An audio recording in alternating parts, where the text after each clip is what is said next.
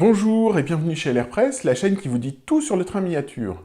Aujourd'hui, nous allons à la rencontre d'Anthony Bourseret, dont le réseau sur le thème de la gare de Langres et de la ligne 4 est au sommaire du numéro 924 de l'Eco-Revue de juillet 2024. Un grand réseau mené de main de maître par un jeune modéliste.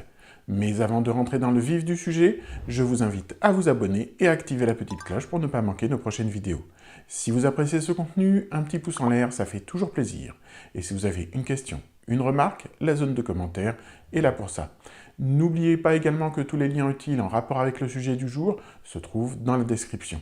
Enfin, pour soutenir la production de ces vidéos, partagez-les, lisez nos magazines et n'oubliez pas la boutique à l'air modélisme, ainsi que le bouton rejoindre en dessous de cette vidéo. J'en profite pour vous indiquer qu'à partir du 1er et jusqu'au 7 juillet 2024, vous pouvez profiter de moins 5% sur toute la gamme des profilés Evergreen, ainsi que sur les blocs de sculpture, Sculpture Block. Pour cela, utilisez le code EVER5 lors de votre achat. Bonjour Anthony, et merci d'avoir accepté de répondre à quelques-unes de mes questions. Bonjour, je m'appelle Anthony, j'ai 28 ans, je vis actuellement à Chalindrey depuis presque 20 ans. Le réseau que j'ai décidé de vous présenter et que j'ai reproduit est la reproduction de la gare de Langres, donc telle qu'elle est depuis les années 2010, avec des rénovations bien sûr qui ont été apportées à cette gare pour l'embellir par rapport à ce qu'elle n'est aujourd'hui.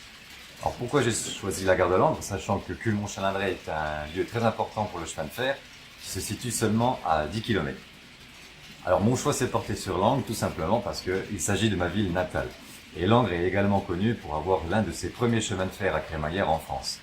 Et ce que j'ai voulu reproduire, ne serait-ce par la reproduction de la gare telle que je l'ai connue, c'est également lui faire parcourir, on va dire, différentes époques. Ne serait-ce par la reproduction et les études que j'ai pu mener sur les différentes compositions de trains qui ont pu circuler sur cette gare depuis la Seconde Guerre mondiale jusqu'à nos jours. Langres est également important du fait qu'elle se situe sur la ligne 4, donc la ligne 4 qui relie Paris à Bâle. C'est l'une aussi également l'une des rares lignes maintenant qui reste non électrifiée à nos jours. Merci pour cette introduction. Tout d'abord, nous avons il y a quelques semaines proposé une vidéo comprenant 9 photoportraits de modélistes. Pourrais-tu nous dire justement quelques mots sur l'origine de ta passion pour le modélisme ferroviaire ? Alors ma passion pour le modélisme ferroviaire est arrivée, je pense, comme beaucoup d'entre nous, c'est-à-dire par l'arrivée, lorsqu'on est gamin, de notre premier train électrique sous le sapin. Donc voilà, tout bêtement, ça arrivait à ce moment-là. J'ai tout de suite été charmé, c'est sûr, de voir un train qui fait le tour du sapin et de pouvoir jouer, s'arrêter, enfin jouer aux apprentis cheminots, comme je dirais.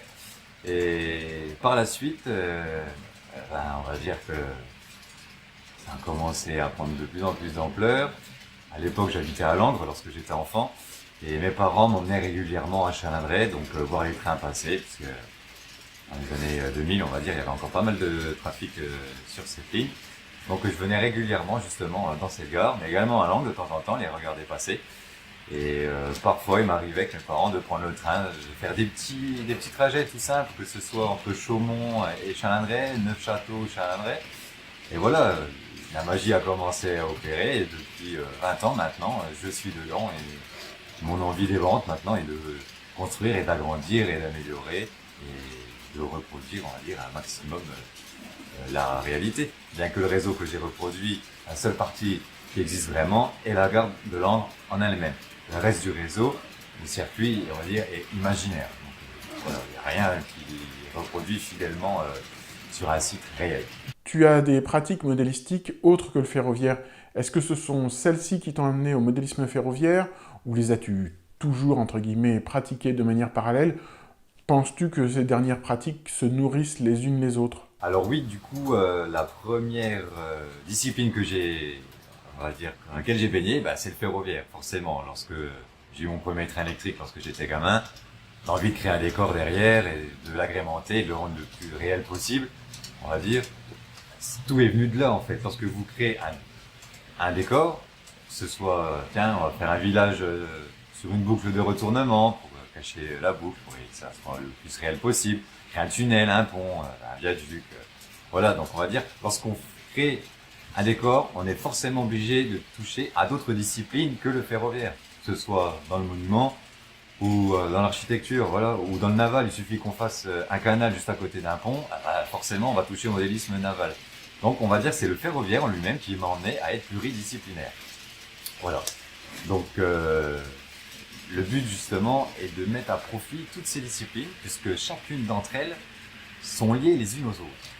Lorsque vous faites un château, forcément la technique de construction va être la même que si vous construisez une gare. Voilà, que ce soit pour, ne serait-ce pour le vocabulaire architectural, ce qui est linteau, corniche, soubassement, c'est exactement la même chose. Pour les bateaux, plus ou moins, on va dire. Le seul lien qu'il y a, c'est au niveau du décor. Mais oui, voilà, je me suis très intéressé. Puis comme je suis déjà quelqu'un de curieux de base, lorsque je fais quelque chose, j'aime bien m'intéresser à ce que d'autres font. Donc c'est ça aussi l'avantage, que ce soit même dans les clubs, puisque depuis 2014, maintenant, j'ai créé à Chalindray, au sein de l'association du centre socio-culturel, mon propre club de modéliste, qui est lui du pluridisciplinaire. Donc on a un réseau commun au club dans lequel tout le monde participe et met ses petites idées. Mais également, certains emmènent leurs projets personnels. Donc j'en ai un qui fait des bateaux, un autre qui fait des monuments, un qui fait du camion. Enfin, c'est très vaste. C'est très vaste. Et ce qui permet également qu'on puisse s'aider les uns les autres. Et bien sûr, bah, ça prend le dessus. Et c'est ça que je trouve qui est assez beau et amusant. C'est que le ferroviaire, ne serait-ce par les décors et paysages, ce sont en réalité en modélisme, ben, il nous fait voyager. Il nous fait voyager, voilà, à travers plusieurs disciplines et plusieurs aventures, plusieurs projets. Ouais. Et ça, c'est extraordinaire. As-tu des techniques et ou des matériaux que tu apprécies particulièrement, auxquels tu reviens avec plaisir et que tu aimerais nous faire découvrir ou redécouvrir? Concernant les techniques de construction que j'utilise pour le modélisme, que ce soit pour le ferroviaire ou les autres que j'ai évoqués précédemment, elles sont assez vastes, mais également, je me pense, très connues de tous les modélismes qui exercent, on va dire. Parce que lorsqu'on débute, lorsqu'on est gamin, la première fois qu'on construit une maison de A à Z, et on prend un bout de carton qu'on découpe dedans et on la peint en fait. Mais au fur et à mesure du temps, on va dire, j'ai gardé, on va dire, la même technique et j'ai du mal, on va dire, de me projeter vers d'autres horizons, puisque mon vrai plaisir est vraiment de créer de A à Z. Ça, c'est vraiment un point d'or que j'attache particulièrement, parce que cela permet justement de créer des maquettes et des éléments d'architecture uniques. Pas quelque chose qu'on peut retrouver dans le commerce. Non, moi je veux pas avoir la même gare que tout le monde qui achète dans le commerce. Non, je veux vraiment que ce soit personnel et unique. Donc les matériaux que j'utilise beaucoup, on va dire c'est le carton de calendrier. Donc ça, on va dire, la majeure partie des gens qui m'entourent sont courants. J'utilise beaucoup ce matériau. Donc en général, après le nouvel an, j'ai une pile de calendrier devant la porte. Et puis du coup, voilà, j'ai un bon stock maintenant pour pouvoir créer tout ce que je désire reproduire en fait. Bon, il y a bien sûr le bois, que ce soit pour l'infrastructure des modules. Et tout récemment, maintenant, tout récemment, on va dire depuis le confinement, on va dire que j'essaye de vivre dans l'air du temps. Donc je me suis lancé dans l'impression 3D. On va dire que c'est ma troisième main maintenant, désormais, parce que l'impression 3D permet de gagner en précision. Donc ça aussi, c'est un but auquel j'essaye de m'attacher le plus possible, c'est de reproduire le plus fidèlement possible. Donc l'impression 3D, on va dire que désormais, je m'en sers beaucoup pour reproduire des fenêtres de bâtiments, des barrières, des leviers d'aiguillage ou même des personnages. J'essaye de temps en temps de voir ce que cela peut donner. Donc tous ces éléments de décor qui sont assez petits et qui ne pourraient pas être aussi fins que s'ils étaient faits à la main. Et grâce à l'imprimante 3D, donc le premier essai que j'ai pu faire, on va dire, c'est lorsque je me suis lancé dans la construction de la Tour Eiffel. Donc là, je l'ai vraiment réalisé, on va dire, à 50% en impression 3D. Pour le chemin de fer, c'est assez vaste aussi. Je peux également imprimer des boîtiers NEM ou également des marchepieds qui peuvent être cassés, des bancs, des balustrades, des abris de quai, toutes sortes de choses. Voilà, donc l'impression 3D, on va dire maintenant, fait partie de mon quotidien. Pour pouvoir continuer à pousser davantage le détail en modéliste et pointer le maximum vers le réalisme. Quel est l'avenir de ton réseau? Envisages-tu de le faire évoluer? Penses-tu faire d'autres réseaux plus petits ou des modules? Alors concernant l'avenir de mon réseau, bah, on va dire que il en a un, et pas des moindres. Donc comme j'ai même pas 30 ans, je me donne encore un bel horizon devant moi en construction ferroviaire, mais également dans les autres disciplines, que ce soit dans le bateau ou dans les monuments. Donc l'avenir du réseau maintenant, maintenant que la gare de Langres est, on va dire, achevée, le but est d'avoir un local ou une maison beaucoup plus conséquente, donc qui avoisinerait un espace de 300 mètres carrés dans lequel je pourrais encore davantage, on va dire, m'étendre. Et pour faire un beau clin d'œil à la ligne 4, puisque j'ai récemment acquis la gare de Cumont-Chalindrey qui a été reproduite. Donc mon but justement est de relier ces deux gares, donc Chalindrey et Langres. Et comme vous le savez, bah, maintenant j'ai un goût très prononcé pour l'architecture et j'ai commencé depuis l'hiver dernier à reproduire la façade de la gare de l'Est. Donc si vous voyez un peu le lien que je peux faire sur la ligne 4, donc mon but justement, avec les monuments parisiens que j'ai pu reproduire comme Notre-Dame et la Tour Eiffel et le château de Versailles, c'est de faire tout un parcours avec au centre Paris, la Tour Eiffel, Versailles, Notre-Dame de Paris, la gare de l'Est en fond avec un maximum de voies. Donc on me dit qu'on ne peut pas reproduire 100% la réalité. Donc faire toute la façade de la gare de l'Est, donc qui avoisinerait à peu près au centième. Donc après le but c'est de faire des compromis. Parce que la gare de l'Est, on va dire, est déjà bien conséquente. Donc c'est de la restreindre à 2 mètres de long. Voilà, que pour la façade. Et faire, on va dire, une quinzaine, une vingtaine de voies. Et grâce à cela, je pourrais également relier et refaire différentes petites scènes, différents petits paysages qui rappellent la ligne 4. Bon, pas le viaduc de Chaumont, forcément, on peut pas tout reproduire parce que là, c'est plus un local de 300 mètres carrés qu'il me faudrait, mais un gymnase.